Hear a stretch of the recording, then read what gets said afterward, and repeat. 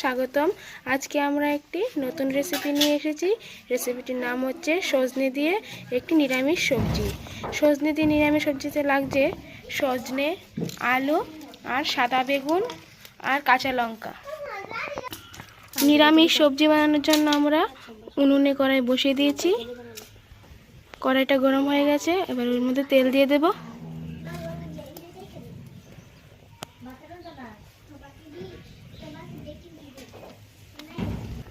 তেলের মধ্যে আমরা আলুটিকে ভেজে নেব। তেলটা গরম হয়ে গেছে, আমরা আলুটি দিয়ে দেব।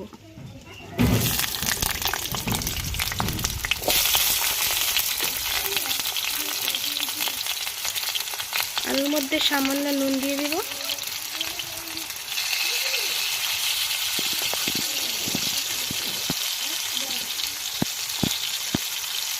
আর একটু হলুদ গুঁড়ো দিয়ে দেব।